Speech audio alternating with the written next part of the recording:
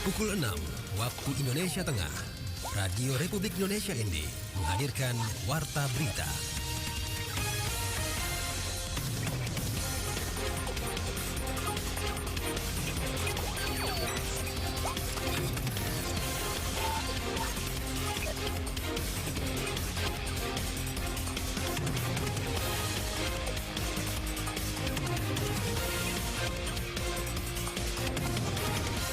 Selamat pagi saudara, Anda kembali mendengarkan Warta Berita Daerah edisi pagi ini 6 November 2023. Sari Berita.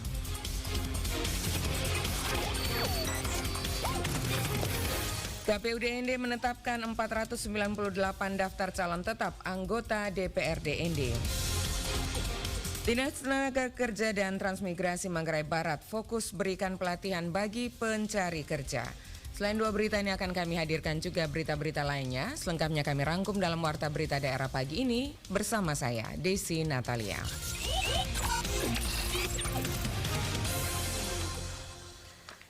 Saudara, kita mulai berita pertama. Komisi Pemilihan Umum Kabupaten ND telah menetapkan sebanyak 498 daftar calon tetap DCT anggota DPRD Kabupaten ND dari 18 partai politik. Jumlah tersebut berkurang 2 orang dari daftar calon sementara DCS yang diajukan masing-masing partai politik pada bulan Agustus 2023 yang lalu. Laporan selengkapnya disampaikan Rovinus Wula. Hal itu disampaikan Ketua Komisi Pemilihan Umum Kabupaten ND Adolorata Maria de Lopez B kepada RRI pada Sabtu 4 November 2023. Rapat penetapan daftar calon tetap anggota DPRD ND Pemilu 2024 dipimpin Ketua KPU Kabupaten ND bersama sejumlah komisioner KPU Kabupaten ND pada tanggal 3 November 2023. Sesuai tahapan dan jadwal yang ada, kemudian pada tanggal 4 November 2023 KPU Kabupaten ND sudah mempublikasikan melalui media cetak, media elektronik, dan media online web resmi KPU Kabupaten ND. Ketua KPU Kabupaten ND mengatakan daftar calon tetap anggota DPRD Kabupaten ND terdiri dari 18 partai politik dengan jumlah 328 laki-laki dan 170 perempuan. Dengan rincian jumlah DCT masing-masing partai politik yakni PKB 30, Gerindra 30, PDIP 30, Golkar 30, Nasdem 30, Buruh 30, Gelora 29 orang, PKS 26 orang, PKN 30, Hanura 30, Garuda 30, PAN 30, Demokrat 30, PBB 30, PSI 30, Perindo 30, P3 18 dan Partai Umat 5 orang. Sebelumnya KPU Kabupaten ND telah menerima pengajuan bakal calon anggota DPRD Kabupaten ND sebanyak 500 bakal calon. Kemudian diverifikasi administrasi dan berproses pada masa pencermatan daftar calon sementara DCS anggota DPRD ND Agustus 2023 kemudian ditetapkan menjadi daftar calon sementara anggota DPRD Kabupaten ND sebanyak 500 orang. Calon sementara beda angka dengan yang DCT sekarang karena ada perubahan di masa pencermatan DCS sebelum penetapan DCT. Ada DCS-nya kemarin 500, sekarang DCT-nya 498. Adolorata mengatakan daftar calon tetap anggota DPRD Kabupaten ND berkurang 2 orang menjadi 498 calon. Dari daftar calon sementara DCS yang ditetapkan sebanyak 500 orang. Selanjutnya daftar calon tetap anggota DPRD Kabupaten ND ini menjadi acuan untuk penyusunan dan pengadaan surat suara pemilu anggota DPRD Kabupaten ND setiap dapil sebagaimana sesuai ketentuan pasal 86 PKPU nomor 10 tahun 2023. Ketua KPU Kabupaten ND mengatakan setelah penetapan daftar calon anggota DPRD ND, selanjutnya mulai tanggal 28 November 2023 sudah masuk tahap kampanye sampai dengan masa tenang bulan Februari jelang pemilu 2024 mendatang. RRI ND Rovinus Wula melaporkan. Komisi Pemilihan Umum Kabupaten Sika juga sudah menetapkan daftar calon tetap DCT anggota DPRD Kabupaten Sika sebanyak 475 dari 16 partai politik peserta pemilu 2024 di kantor KPU Sika pada Jumat 3 November 2023. Rapat penetapan daftar calon anggota DPRD Sika dipimpin langsung Ketua KPU. Dan rapat penetapan ini menetapkan daftar calon tetap DCT anggota DPRD Kabupaten Sika yang terdiri dari 314 laki-laki dan 161 orang perempuan dengan rincian dari Partai PKB 35, Gerindra 34, PDIP 35, Golkar 35, Nasdem 35, Partai Buruh 9, Gelora 15, PKS 27, PKN 31, Hanura 35, Garuda 35, PAN 34, Demokrat 35, PSI 35, Perindo 35, dan P3 10 orang. Sebelumnya KPU Sika juga telah menerima pengajuan bakal calon anggota DPRD Kabupaten Sika pada tanggal 1 sampai dengan 14 Mei 2023 sebanyak 500 bakal calon. Kemudian diverifikasi administrasi dan berproses pada masa pencermatan daftar calon sementara DCS anggota DPRD Sika tanggal 6 hingga 11 Agustus 2023. Kemudian ditetapkan menjadi daftar calon sementara DCS anggota DPRD Kabupaten Sika sebanyak 478 orang pada 18 Agustus 2023 lalu. Jadi daftar calon tetap DCT anggota DPRD Kabupaten Sika berkurang 3 orang menjadi 475 calon dari daftar calon sementara DCS yang ditetapkan sebanyak 478 orang. Selanjutnya, daftar calon tetap DCT anggota DPRD Kabupaten Sika ini menjadi acuan untuk penyusunan dan pengadaan surat suara pemilu anggota DPRD Kabupaten Sika setiap dapil sebagaimana sesuai ketentuan pasal 86 PKPU 10 tahun 2023.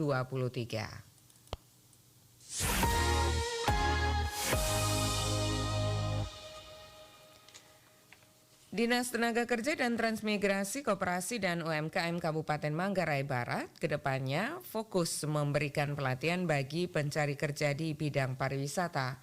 Laporan disampaikan Suimam.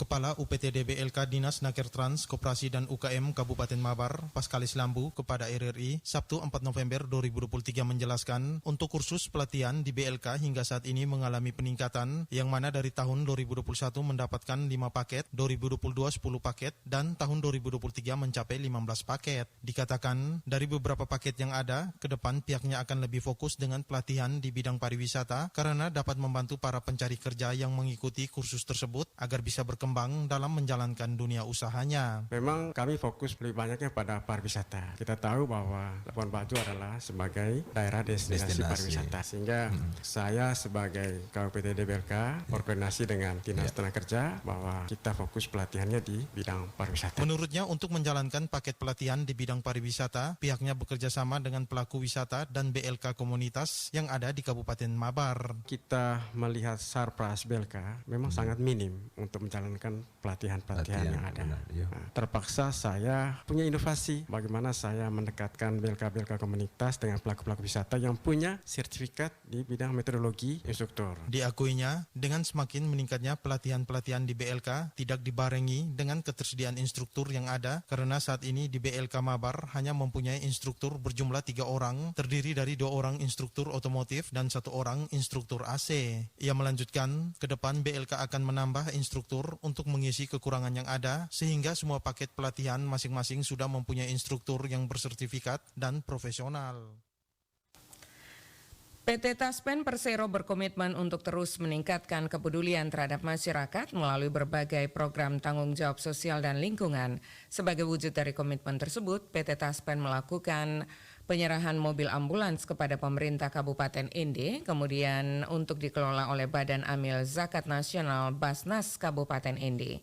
Bantuan mobil ambulans dari PT Taspen tersebut sebagai bentuk kepedulian Taspen kepada para tenaga kesehatan di lingkungan Basnas agar dapat meningkatkan kesiagaan dalam memberikan pelayanan dan optimalisasi kepada masyarakat.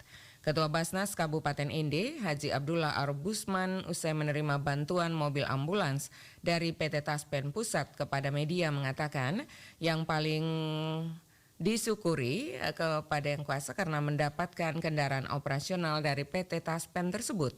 Haji Abdullah Arbusman juga mengatakan dengan bantuan mobil operasional ini, Badan Amil Zakat Nasional Kabupaten Ende selanjutnya sudah bisa akan turun ke lapangan karena telah mengelola karena Basnas mengelola fakir miskin yang ada di seluruh Kabupaten ND. Pertama saya bersyukur pada Yang Maha Kuasa karena saya sudah dapat itu anggaran operasional dari Taspen Pusat sehingga kami bisa keluar di lapangan karena Basnas ini mengelola fakir miskin yang ada di sini. Pada saat nyata kami sosialisasi, kami turun ke masyarakat, kami bersama masyarakat untuk membangun masyarakat. Haji Abdullah menambahkan Badan Amil Zakat Nasional akan menggunakan mobil bantuan ini untuk melakukan sosialisasi serta membawa bahan kebutuhan pokok bagi masyarakat. Mobil bantuan yang diterima Badan Amil Zakat Nasional Kabupaten ND adalah bantuan pertama yang diterima secara langsung dari PT Taspen Pusat yang selanjutnya dikelola untuk kepentingan masyarakat.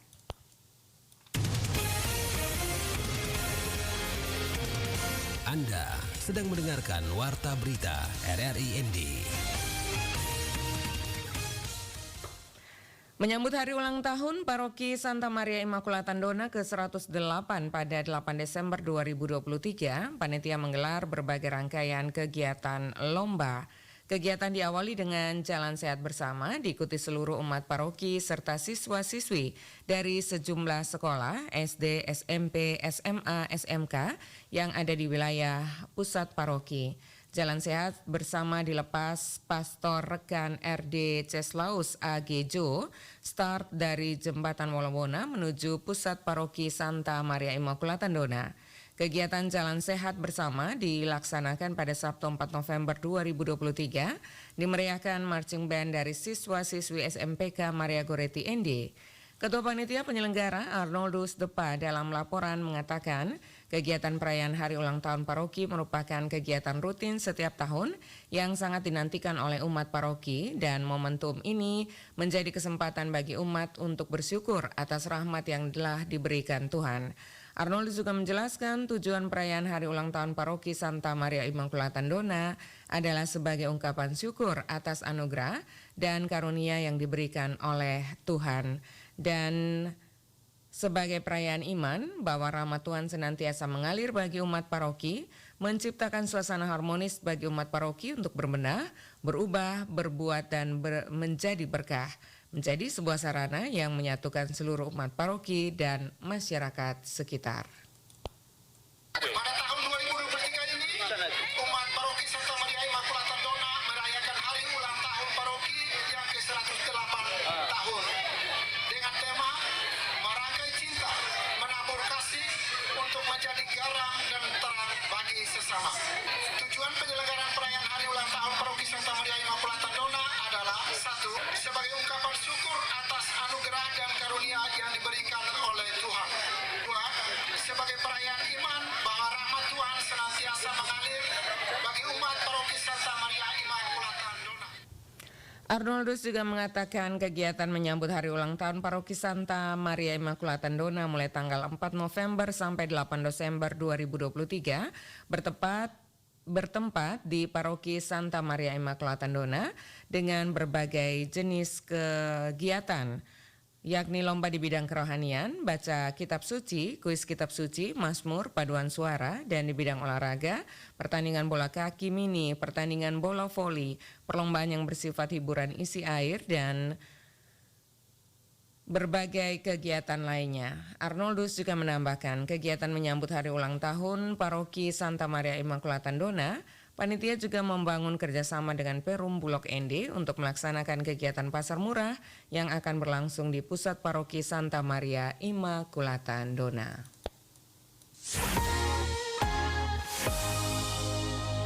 Saudara, informasi tersebut sekaligus mengakhiri Warta Berita Daerah pagi ini. Mewakili kerabat kerja yang bertugas, saya Desi Natalia mengucapkan terima kasih untuk perhatian Anda.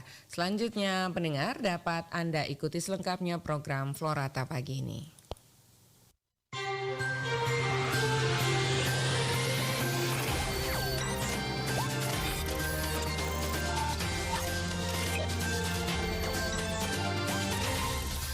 Terima kasih Anda telah mengikuti Warta Berita RRI ND.